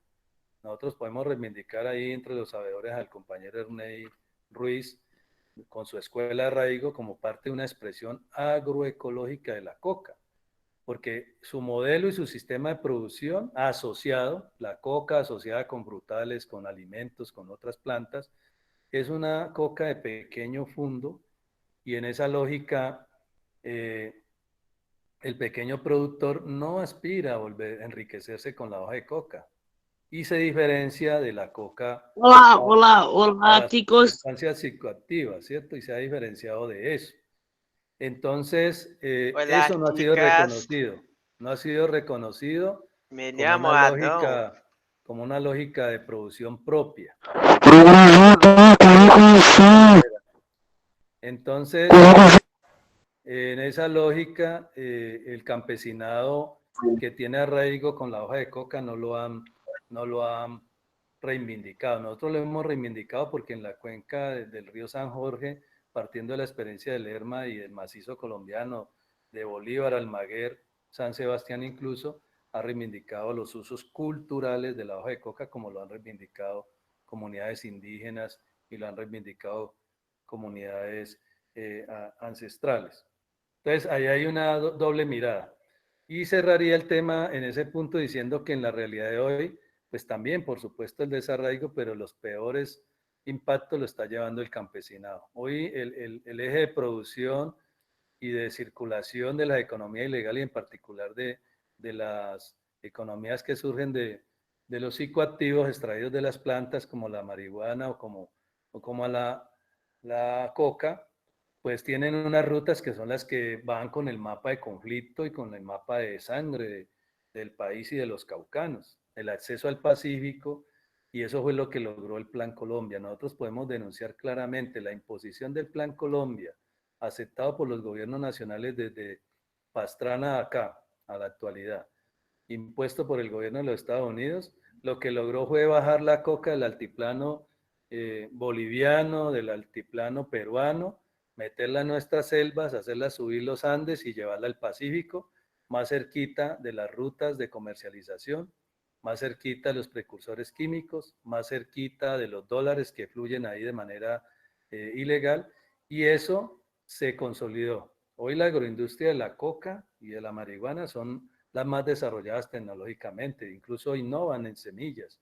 Hoy no necesitan semillas, hoy con estacas ya ponen a producir.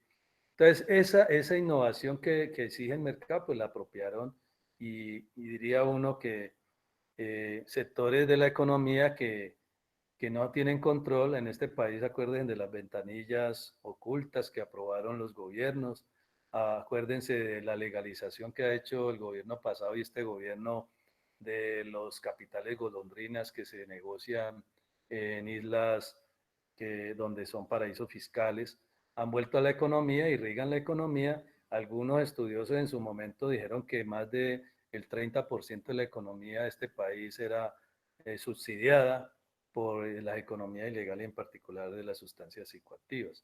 Entonces eso viene impuesto de un modelo económico que no vamos a decir que no nos ha tocado y que de hecho pues ha degradado el campesinado y lo ha puesto como víctima, pero además lo ha victimizado, lo ha judicializado, lo ha puesto preso, lo ha asesinado y sin embargo no se ha resuelto el problema. El problema no se puede resolver con doble moral y con prohibiciones. Nosotros hemos dicho que hay que asumir la economía propia, hay que dignificar las matas, las plantas tienen soluciones medicinales, ya de hecho económicamente ya no está en nuestras manos, por ejemplo, el uso de la cannabis ya fue patentado en el exterior y son empresas extranjeras las que están aprovechándose de nuestros cultivadores a través de las cooperativas para seguir amasando sus capitales. Entonces, cuando se legaliza, ya vuelve a los rediles de la economía y a los márgenes de ganancia, entonces ahí sí no se criminaliza, pero cuando está en manos de otros, quizás una forma muy complicada de ponernos como víctimas y por supuesto de ponernos epítetos, ¿no? Así como al campesinado, para desconocerlo se le dice atrasado, se le dice que no debe ser campesino sino empresario. Nosotros decimos, el campesino se reivindica en sí mismo por su saber y sus oficios. Somos profesionales de la agricultura, somos profesionales de la producción pecuaria, somos profesionales de la artesanía, de la pesca, de muchos oficios, incluso de la minería tradicional que algunos llaman agrominería, que complementa el rebusque de la minería con la producción agrícola o la pesca o la pecuaria en pequeñas cantidades y que hace posible de que una comunidad pueda vivir de un ecosistema por muchas generaciones y no 10 años para con una retro y mucha tecnología sacar todo y dejar problemas ambientales y contaminación. Entonces ahí hay enfrentados dos modelos, César, digamos, en ese tipo de economías, las legales y las ilegales incluso. vale, César, tenemos la pregunta, con estas dos preguntas terminamos. Leo la pregunta de Carlos Alberto Orozco Sandoval, que no pudo hacer por dificultades de sonido, y le damos la palabra a Fabio Gabriel Barrera Imbachí. Sí, la pregunta de Carlos Alberto Orozco, espero transmitirla bien. Dice, desde el momento actual donde no hay gobernanza y una política agropecuaria que no es favorable, ¿cómo trascender desde la organización campesina a procesos de autogestionarios locales? Y le damos la palabra a Fabio Gabriel Barrera Imbachí. Con ellos terminamos las preguntas, César William. Fabio Gabriel Barrera. Listo. Saludo fraternal para todos y todas. Saludo cordial al compañero César William. César ha hecho un recuento muy bien argumentado, casi que en términos históricos. Yo quisiera referirme a la actual coyuntura en la que estamos viviendo, y César lo decía, el campesino hoy ha demostrado que con su labor general puede resistir o hace que el pueblo, el citadino y el pueblo en general resista a situaciones de pandemia, sobre todo con la escasez alimentaria mundial, que lo decía César. Esta es una buena experiencia para fortalecer la actividad, digamos, campesina. La pregunta mía es, hoy estamos enfrentando esta pandemia, los campesinos. Ahora sí, ¿cómo enfrentaría el campesino un futuro al mediano y largo plazo con esta experiencia? Es decir, en términos de protección territorial, también ha sido protagonista el campesino cuando solamente el gobierno a través de unos decretos de ley ha dicho confinamiento para prevenir el contagio.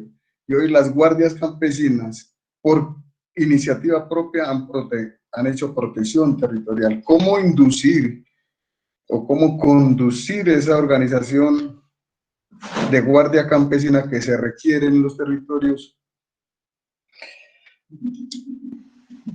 para ser protagonistas de la defensa de los territorios con la arremetida de multinacionales, que yo, en términos de una invasión en todo sentido, ¿no? Porque ya lo decía también, hoy el gobierno ha aprovechado para invadirnos con alimentos importados, toneladas de maíz, por ejemplo. Esa es como la inquietud, como una perspectiva, diría yo, del campesino, tomando esta experiencia para enfrentar en términos de autonomía o soberanía alimentaria un futuro, digamos, de buen vivir, de vida digna. Gracias, compañeros. Gracias, Gabriel, muy amable. Listo, César, con estas dos cerramos y agradecemos mucho la bondad de tu tiempo. Gracias, al profe Barrera y al Mono Orozco, gracias por las preguntas. Y bueno, creo que todavía me falta por ahí algunas cosas que no he mencionado, pero trataría ágilmente de plantearle. Digamos que estos momentos de retos, por supuesto, nos debemos asumir que la realidad de hoy es fruto de esas crisis mundiales, de la crisis ambiental, la crisis por el agua. Por supuesto que el ser humano no se adapta tan fácil como otros seres vivos a esos cambios.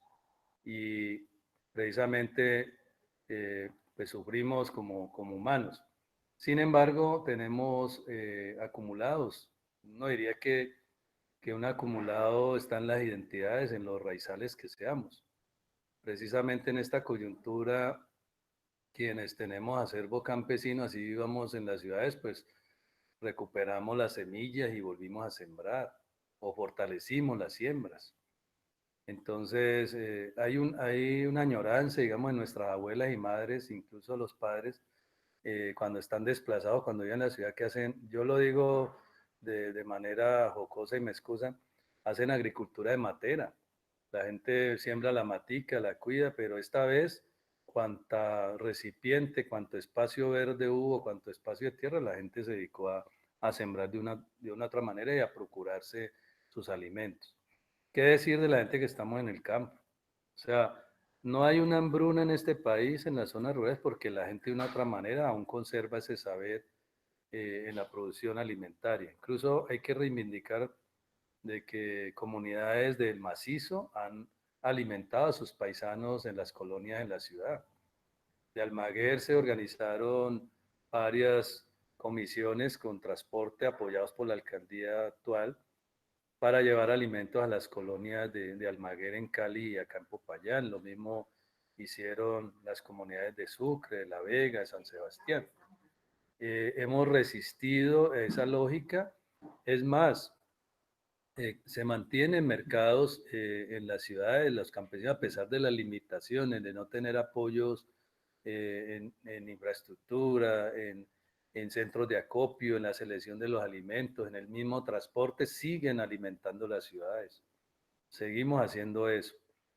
Y en el caso de Popayán, por ejemplo, hay un mercado que surgió de los esfuerzos de organizaciones campesinas, indígenas y afro con la Universidad del Cauca, como mercados agroecológicos, y después concluyeron con iniciativas que tenían la alcaldía de Popayán a través del acueducto y la corporación regional, y hoy tenemos el Festival de la Cosecha, y se ha reactivado en condiciones de pandemia, manteniendo, digámoslo así, condiciones de bioseguridad, también una planificación de la producción y el traslado no de todos los campesinos a la ciudad, porque ese no es nuestro oficio, sino el traslado de unos delegados y delegadas que traen la producción de la zona. Digamos que ese es un experimento y un ejemplo importante que ya lleva 2 años en Popayán y que se ha mantenido en condiciones de confinamiento. Igual uno diría, no vamos a tener una normalidad como antes. Yo digo que el que piense eso, pues quiere retornar a problemas del pasado. Tenemos que construir una nueva normalidad y esa nueva normalidad pues ya nos enseñó que somos vulnerables a nivel de salud. Entonces significa que debemos mejorar nuestra salud y la salud se hace de manera preventiva con los alimentos. ¿Quién nos suministra alimentos sanos? Pues el productor que conozcamos, el campesino, la campesina vecino. Incluso en Popayán muchas organizaciones, ahí les reconozco los esfuerzos de quienes han impulsado experiencias de huertos familiares y de agricultura urbana, han logrado mantener el arraigo campesino en nuestras zonas urbanas y en las zonas suburbanas de Popayán y algunos municipios, como Timbío, por ejemplo, como Piendamó, y siguen abasteciendo la ciudad. Creo que hay un reto ahí y el esfuerzo es incidir, pues si bien desarrollar la autonomía, pues el Estado debe ser un escenario de lucha y de incidencia. A nosotros nos toca administrar el Estado porque no vamos a seguir permitiendo que los recursos se los lleve la corrupción. No podemos permitir que toda la capacidad de la institucionalidad se aplique en proyectos que son ajenos a nosotros. Entonces nosotros seguimos reclamándole a la institucionalidad que tienen que invertir en el campo, que tienen que garantizar derechos al campesinado de la población rural y por supuesto al rol que tenemos. Entonces, además de desarrollar experiencias de autonomía, experiencias de autogestión, también tenemos que desarrollar acciones de incidencia y acciones de gobierno propio. De hecho, las comunidades nuestras vienen trabajando, digamos, en garantizar el trabajo propio, pero la alimentación también. Y si hay una economía que no se basa en el dinero circulante, ojo ahí, tenemos que construir incluso nuestros propios patrones de intercambio. En las zonas cafeteras, ¿por qué el café no puede ser el patrón de intercambio? Cambiemos café por otros productos. Cambiemos café seco, procesado, molido por otros productos. En las zonas que producen, por ejemplo, cacao, lo mismo. Hay experiencias aquí en el país que vienen desarrollando la idea de tener otros patrones de cambio que no son la moneda circulante, sino que son los productos identitarios que les permiten integrarse como economía, pero también como sociedad. Y esa lógica de esos patrones de cambio sí se pueden llevar al mercado como una moneda complementaria y establecer un patrón de cambio. En la Universidad del Cauca hicimos el ejercicio con los primeros mercados y nosotros nos inventamos ahí un bono que era nuestro patrón de cambio que llamamos el Ecosol.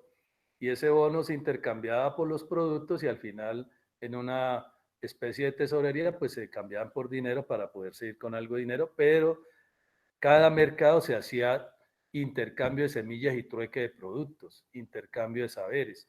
Entonces también esa lógica del intercambio campesino y el trueque indígena son opciones que tenemos para proyectar a futuro.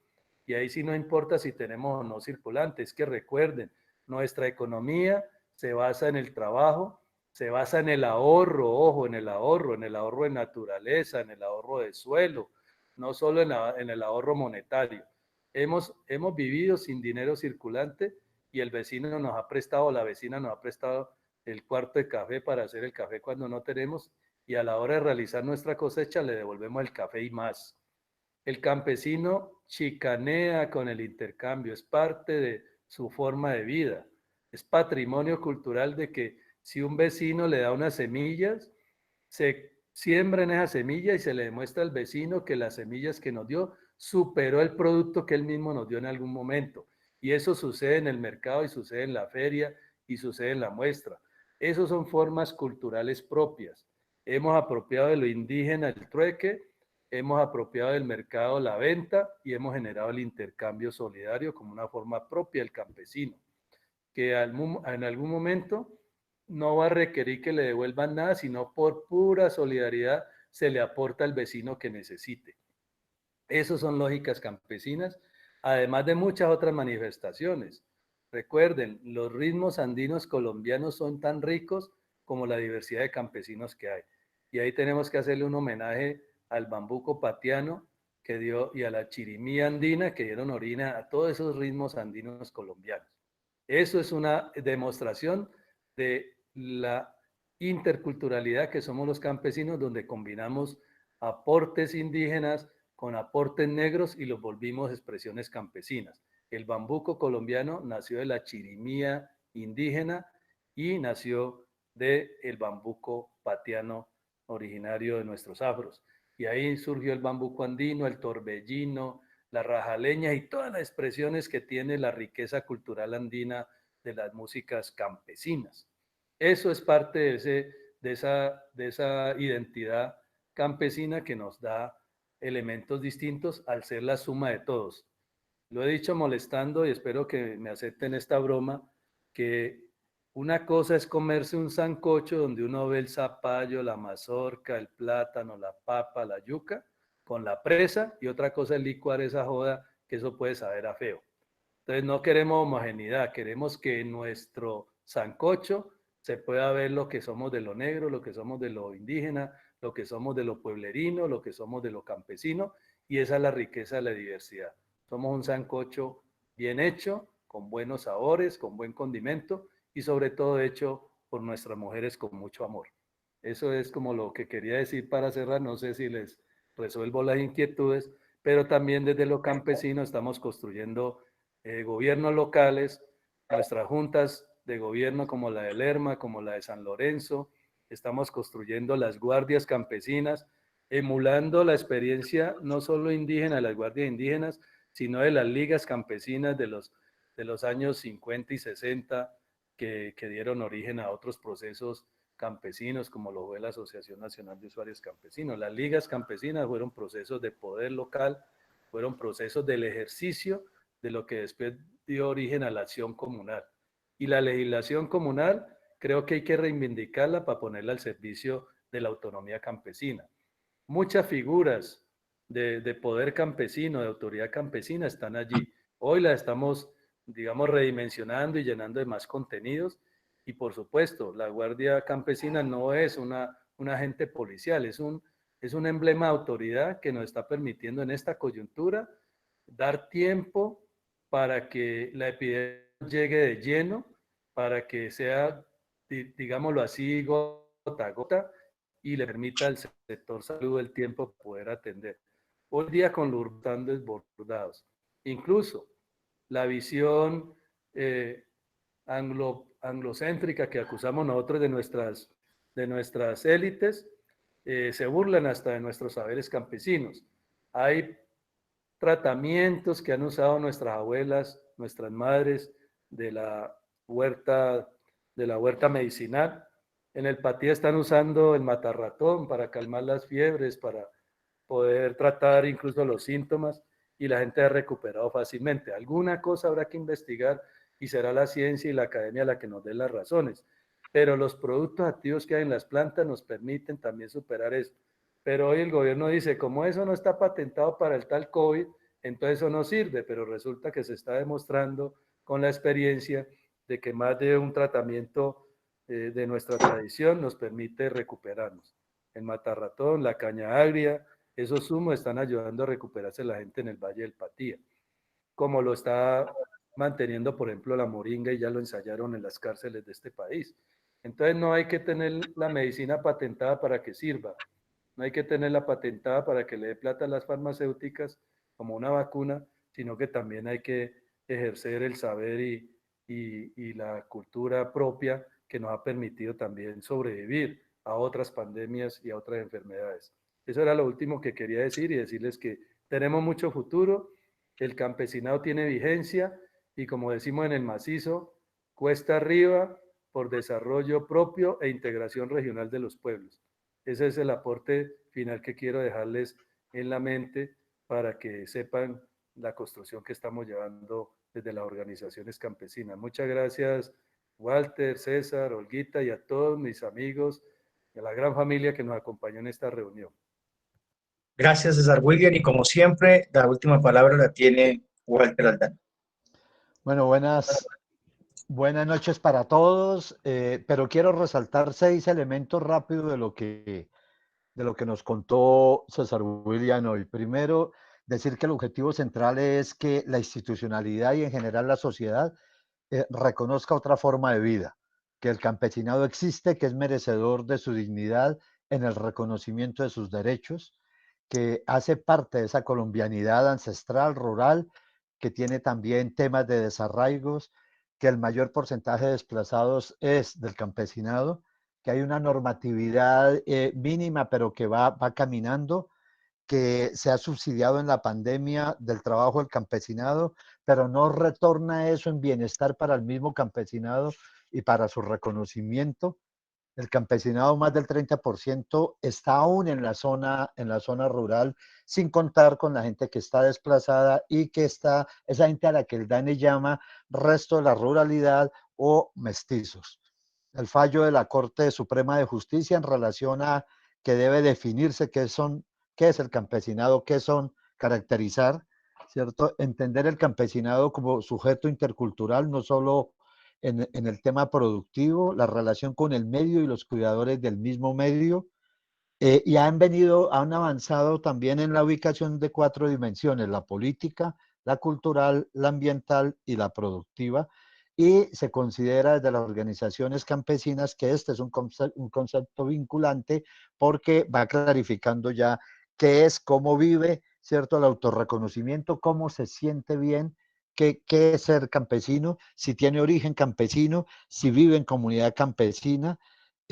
Nos dice que el 28.3% se autorreconoce como campesinado, y esa lucha por el reconocimiento es también de identificar que frente a lo que todo el mundo dice, que este es un país urbano, lo que hay que decir es que es un encuentro de lo rural con lo ciudadano, y se expresa no solo en los ejercicios productivos, sino se expresa fundamentalmente en el tema cultural, cuando la gente nos trasladamos desde el campo con nuestra religiosidad, nuestras costumbres culturales, nuestras fiestas, nuestras expresiones artísticas, y también con dichos, con construcciones históricas colectivas que nos permiten relacionamiento y buscarnos geográficamente la ubicación. En el caso de Popayán nos ubicamos por zonas. El sur del Cauca estamos ubicados al sur de la ciudad. En fin, el oriente del Cauca está ubicado más hacia el oriente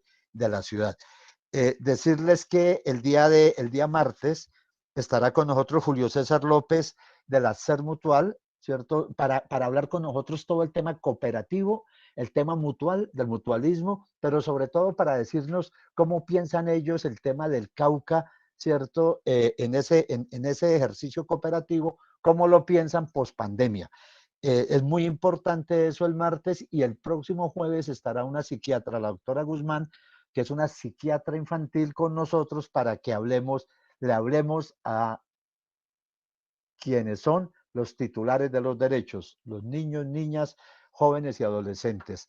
Entonces, César William, tienes un minuto para que cierres, ¿cierto? Para que te despidas, y agradecerte toda la amabilidad que has tenido para compartirnos el día de hoy toda esta observación, que es fundamental, arranca desde el departamento del Cauca, y muchas de las cosas que se han ganado, como lo decías, en el caso de la tutela de la CID, de la Asociación Campesina de Insight Tierra Adentro, que ha permitido avances allí. Entonces, tienes la palabra para que te despidas, y después abrimos los micrófonos todos y nos decimos buena noche todos. César William. Bueno, muchas gracias a ustedes la paciencia por escucharme. Espero haber dejado en ustedes buenas ideas, y sobre todo, pues lo que hice fue transmitir de manera humilde el conocimiento que he heredado de otros, la experiencia que he vivido con otros, y por supuesto lo que uno medianamente ha logrado ordenar y sistematizar para poderlo transmitir. A ustedes el espacio muy importante, la diversidad también, que nos ha llenado este escenario para compartir todo eso que somos los seres humanos, la integralidad del conocimiento, de la experiencia y por supuesto los saberes que nos aportan a todos. Muchas gracias por haber estado aquí ya casi 2 horas y poder haber compartido sin cansancio, a pesar de la hora, este esfuerzo. Entonces, a la orden para todos y, bueno, agradecerles que nos acompañaron y a todos los que nos conocen, pues estamos aquí para servirles desde el sur cósmico, desde este macizo colombiano y desde este Cauca. Vale. Muchas gracias a todos y a todos. A todos, Gracias. Muchas gracias.